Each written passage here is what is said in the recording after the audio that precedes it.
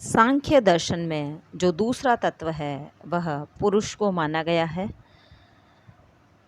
पुरुष के बारे में विस्तार से जानने से पूर्व प्रकृति और पुरुष में अंतर जानना आवश्यक है। तो जो पुरुष है उसे सांख्य दर्शन में चेतन तत्व माना गया है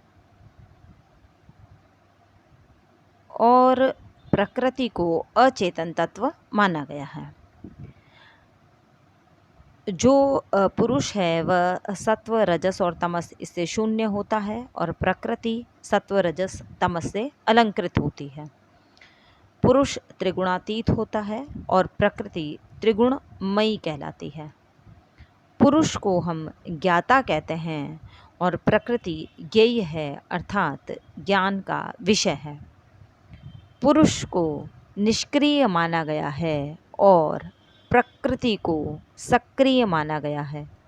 पुरुष अनेक हैं और प्रकृति एक है। पुरुष अपरिवर्तनशील होता है और प्रकृति परिवर्तनशील कहलाती है। पुरुष को कार्य और कारण से मुक्त समझा जाता है और प्रकृति को कारण माना जाता है।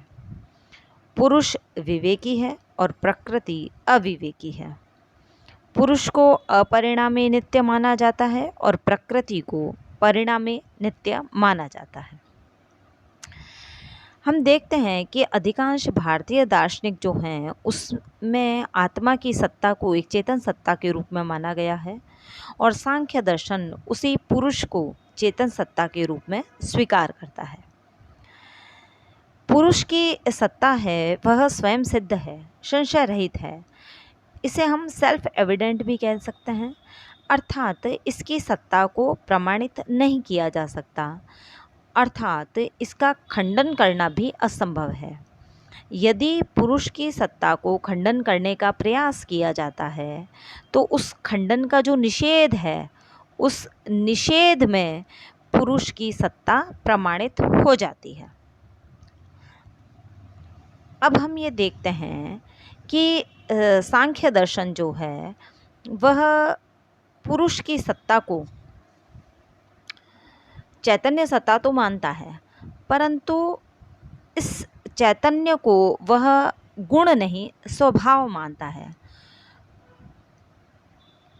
चेतन जो है वह आत्मा का गुण नहीं है, स्वभाव है। गुण तो आता जाता रहता है, गुण कभी किसी वस्तु में विद्यमान हो और कभी हो सकता है उसमें विद्यमान ना भी हो, परंतु वस्तु अपने स्वभाव से भिन्न नहीं हो सकती। पुरुष जो है वह शुद्ध चैतन्य होता है, आत्मा में सदा चैतन्य निवास करता है। हम देखते हैं कि जागृत, स्वप्न और सुषुप्ति ये जो तीन अवस्थाएं हैं इसमें भी चैतन्य विद्यमान रहता है, क्योंकि जब हम जागे हुए होते हैं तब हम चैतन्य के द्वारा ही सारे विषयों को ग्रहण करते हैं। स्वप्न में जो हम स्वप्न देखते हैं और जब हम जगते हैं तो हम इस चीज़ का अनुभव करते हैं कि जो भी वस्तुएं हमने स्वप्न में देखी उसका भान हमें जगने पर विद्यमान रहता है। सुषुप्ति में जब प्रगाढ़ निद्रा की अवस्था में व्यक्ति रहता है तो ऐसा महसूस होता है कि शायद चैतन्य नहीं था, परंतु जब व्यक्ति उठता है तब उसका ये अनुभव होता है कि मैंने बहुत अच्छी नींद सोई। तो उसका ये जो अनुभव है वह चैतन्य के वर्तमान होने का प्रमाण रहता है। आत्मा जो है वह प्रकाश स्वरूप है। संसार और की अन्य वस्तुएं और आत्मा स्वयं, इन दोनों को आत्मा प्रकाशित करता है। हम देखते हैं कि आत्मा जो है वह शरीर, बुद्धि, अहंकार और इंद्रियां इन सबसे भिन्न है, इन सबसे भिन्नता रखता है, क्योंकि आत्मा तो चैतन्य है और शरीर भौतिक है।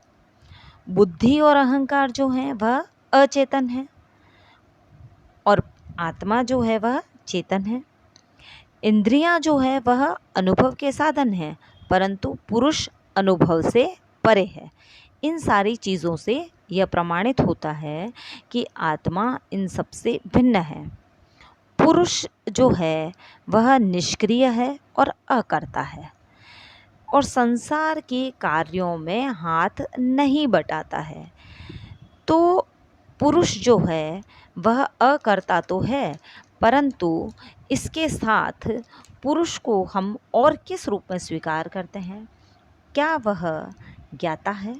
क्या वह दृष्टा है? क्या वह कर्ता है? इन सब चीज़ों के बारे में चर्चा, जानकारी हम अगले वीडियो में प्राप्त करेंगे।